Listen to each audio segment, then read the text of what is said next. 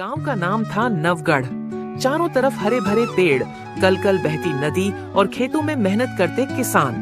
देखने में गांव बेहद शांत और सुखी लगता था, मगर उसके ऊपर एक खौफनाक साया मंडराता रहता था, जंगल का शेर। वो शेर बहुत बड़ा और ताकतवर था। उसकी दहाड़ इतनी भयानक थी कि सुनकर ही औरतें बच्चे कांप जाते थे। गांव वाले कहते थे, ये शेर इंसानों का मांस चख चुका है, अब इसका लालच कभी खत्म नहीं होगा। हर दूसरे तीसरे दिन कोई न कोई चरवाहा, लकड़हारा या खेत में काम करने वाला आदमी जंगल से गायब हो जाता। लोग मान चुके थे कि ये शेर उनकी मौत का देवता है। गांव में एक डर का माहौल था। सूरज ढलते ही सब अपने घरों के दरवाजे बंद कर लेते। कोई जंगल की तरफ न जाता, और अगर जाना भी पड़ता तो हमेशा झुंड में जाते। उसी गांव में एक लकड़हारा आदर्श रहता था। वह दुबला पतला, साधारण कपड़े पहने, हाथ में कुल्हाड़ी लिए वो रोज जंगल में लकड़ी काटने जाता। लेकिन आदर्श बाकी गांव वालों से अलग था। वो शेर से डरता तो था, मगर उसका मानना था कि डर से अगर इंसान काम ही छोड़ दे तो जिंदगी कैसे चलेगी। उसकी पत्नी कई बार कहती, आदर्श पागल हो गए हो क्या? सब लोग जंगल छोड़ चुके हैं और तुम रोज वहाँ चले जाते हो। अगर शेर ने देख लिया तो।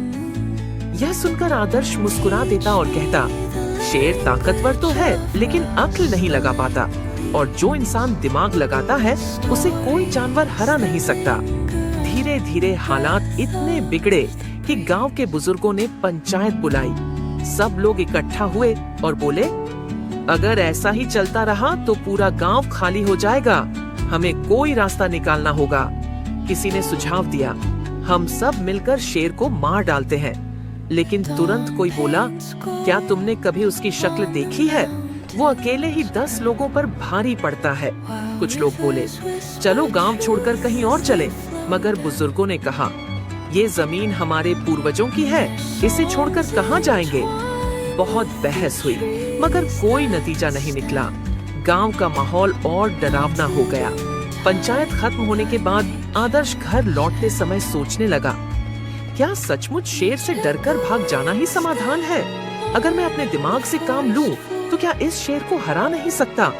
वो रात भर जागता रहा और एक योजना बनाने लगा।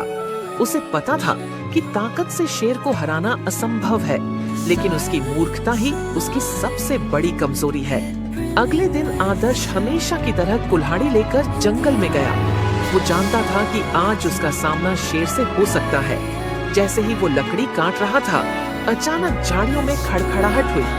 पत्तों के बीच से सुनहरी आंखें चमकी और फिर गड़गड़ाती आवाज के साथ शेर निकला। शेर दहाड़ा और बोला, ओ लकड़हारे, ये जंगल मेरा है, यहाँ की लकड़ी, यहाँ का शिकार सब मेरा है। तूने हिम्मत कैसे की मेरे इलाके में कदम रखने की? आदर्श का दिल जोर जोर से धड़क रहा था, मगर उसके चेहरे पर डर नहीं था। उसने गहरी सांस ली और बोला, महाराज, आप सही कह रहे हैं, ये जंगल आपका है। मैं तो बस एक गरीब आदमी हूँ, रोजगार के लिए यहाँ आता हूँ, लेकिन अगर आप चाहें तो मैं आपके लिए काम कर सकता हूँ। शेर चौंका और पूछा, काम? कैसा काम? आदर्श ने कहा, मैं रोज रोज शिकार पकड़कर आपको दे सकता हूँ। आपको खुद मेहनत करने की जरूरत नहीं होगी, बस आप मुझे छोड़ दें। शेर ने सोचा, ये इंसान डरपोक नहीं लगता, मगर अगर ये सच में मेरे लिए शिकार लाए तो मुझे मेहनत नहीं करनी पड़ेगी। उसने आंखें तरेरी और कहा, ठीक है लकड़हारे, अगर तूने रोज मुझे शिकार ला कर दिया तो मैं तुझे छोड़ दूंगा, लेकिन अगर एक दिन भी खाली हाथ आया तो तेरा मांस मेरा खाना होगा। आदर्श ने सिर झुकाकर हामी भर दी। उस पल से खेल शुरू हो चुका था। आदर्श घर लौटा तो उसकी पत्नी घबराई हुई थी। अरे राम, आज भी तू जंगल से सही सलामत लौट आया? सुना है शेर तुझे देख चुका है। आदर्श मुस्कुराकर बोला, हाँ देखा था, लेकिन मैंने उसे समझौता करने पर मजबूर कर दिया। पत्नी हैरान रह गई। शेर से भी कोई समझौता कर सकता है? आदर्श बोला, हाँ, अगर इंसान अपनी अक्ल से काम ले तो सब कर सकता है। अब आगे देखना, वही शेर मेरे जाल में फंसेगा। अगले दिन आदर्श ने सोचा, अगर मैं शेर को रोज इंसानी शिकार दूंगा तो गांव वाले मुझ पर शक करेंगे। मुझे ऐसा रास्ता निकालना होगा जिसमें शेर भी खुश रहे और गांव वाले भी बच जाएं। उसने शेर के लिए एक मोटी तगड़ी बकरी पकड़कर ले गया। शेर ने बकरी देखते ही दहाड़ लगाई।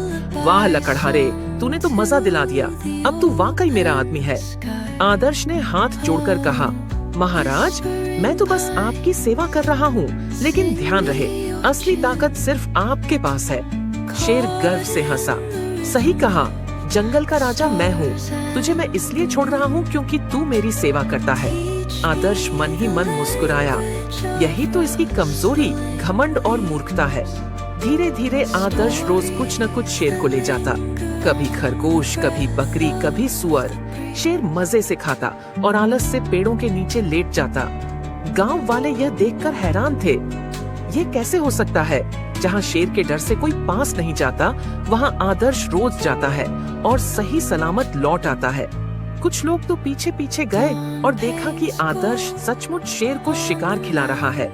गांव में अफवाह फैल गई, आदर्श ने शेर से दोस्ती कर ली है। कहीं ऐसा न हो कि शेर को इंसान का स्वाद दिलाकर वो हम सबको ही खतरे में डाल दे। गांव की पंचायत में फिर चर्चा हुई। कुछ लोग बोले, आदर्श गद्दार है, वो शेर को ताकतवर बना रहा है। मगर कुछ समझदार बुजुर्ग बोले, नहीं, हमें जल्दीबाजी नहीं करनी चाहिए।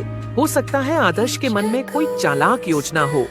एक शाम शेर आलस से डकार लेते हुए बोला, लकड़हारे, अब मैं इन छोटे मोटे जानवरों से ऊब गया हूँ, मुझे कुछ बड़ा चाहिए, कोई इंसान। आदर्श का दिल धक से रह गया, मगर उसने चेहरे पर डर नहीं आने दिया। वो बोला, महाराज, इंसान का मांस तो सबसे स्वादिष्ट होता है, लेकिन उसे लाना आसान नहीं। अगर आपने वादा किया कि मुझे नुकसान नहीं पहुंचाओगे, तो मैं इंसान का शिकार भी दिला सकता हूँ। शेर की आंखें चमक उठी। सचमुच?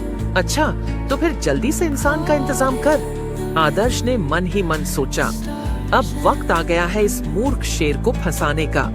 अगले दिन आदर्श गांव में आया और सबको इकट्ठा किया। उसने कहा, गांव वालों, शेर इंसानी मांस की मांग कर रहा है, लेकिन डरने की बात नहीं है। मैंने उसे समझा दिया है कि हमारे गांव का सबसे ताकतवर आदमी मैं हूँ। अगर उसने मुझे हरा लिया तो वो मुझे खा सकता है, और अगर मैं जीत गया तो शेर को गांव छोड़ना होगा। गांव वाले स्तब्ध रह गए। तू पागल हो गया है आदर्श, अकेला शेर से भिड़ेगा? आदर्श मुस्कुराया और बोला, चिंता मत करो, मैं बल से नहीं दिमाग से लड़ूंगा, और यही उसकी हार होगी। शाम को आदर्श शेर के पास गया। महाराज, मैंने गांव वालों से बात की है, सब मानते हैं कि इंसानों में सबसे ताकतवर मैं हूँ। अगर आपको सचमुच इंसानी ताकत का स्वाद चखना है तो मुझे ही खाइए, लेकिन उससे पहले आपको मेरी ताकत का इम्तिहान लेना होगा। शेर हैरान रह गया, तू खुद को मेरा शिकार बना रहा है, और इम्तिहान कैसा? आदर्श ने रहस्यमय अंदाज में कहा, जंगल के बीच एक खाई है, वहाँ मैंने अपने सबसे बड़े दुश्मन को कैद करके रखा है।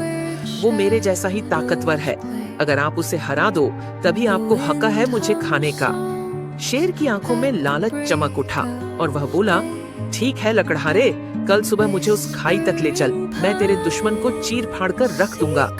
आदर्श मुस्कुराया और मन ही मन कहा, बस यही तो चाहता था मैं। सुबह का समय था, जंगल की हवा में अजीब सी ठंडक और सन्नाटा था। पक्षियों की चहचहाहट भी जैसे दब सी गई थी, मानो उन्हें भी पता हो कि आज जंगल में कुछ बड़ा होने वाला है। आदर्श अपनी कुल्हाड़ी कंधे पर लटकाए शेर के पास पहुंचा। शेर अधीर होकर इधर उधर टहल रहा था। उसने दहाड़ कर कहा, लकड़हारे, जल्दी चलो, मुझे उस ताकतवर दुश्मन से मिलवाओ। आदर्श ने सिर झुकाकर कहा, आइए महाराज, मैं आपको वहाँ तक ले चलता हूँ, लेकिन ध्यान रहे ये लड़ाई आसान नहीं होगी।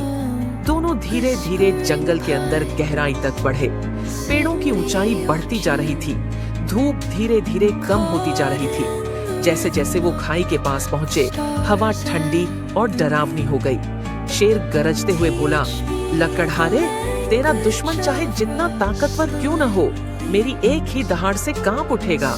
आदर्श ने मन ही मन मुस्कुराकर कहा, बस थोड़ी देर और, मूर्ख शेर। आखिरकार दोनों एक गहरी और चौड़ी खाई के पास पहुँचे। खाई इतनी गहरी थी कि नीचे झांककर देखने पर सिर्फ काले पानी की चमक नजर आती थी। उसके चारों ओर खामोशी थी, बस कभी कभी हवा की सरसराहट और पानी की लहरों की आवाज आती। आदर्श खाई की ओर इशारा करके बोला, महाराज, यही है वो जगह, और नीचे पानी में है मेरा सबसे बड़ा दुश्मन, एक और शेर, उतना ही ताकतवर जितने आप। शेर ने हैरानी से नीचे झांका। पानी में उसे अपना ही प्रतिबिंब दिखाई दिया। उसकी सुनहरी आंखें, उसका विशाल शरीर और उसका खूंखार चेहरा। शेर दहाड़ा और बोला, आह, ये तो सचमुच शेर है, और लगता है ये भी मुझे ललकार रहा है। पानी की सतह पर लहरें उठी और उसका प्रतिबिंब हिलता डुलता दिखाई दिया। शेर गरज कर बोला, लकड़हारे, तेरा दुश्मन अब मेरा शिकार बनेगा। देखना, मैं इसे चीर डालूंगा। आदर्श ने शांत स्वर में कहा, महाराज, अगर आपने इसे हरा दिया तो आप सच में जंगल के सबसे बड़े राजा कहलाएंगे।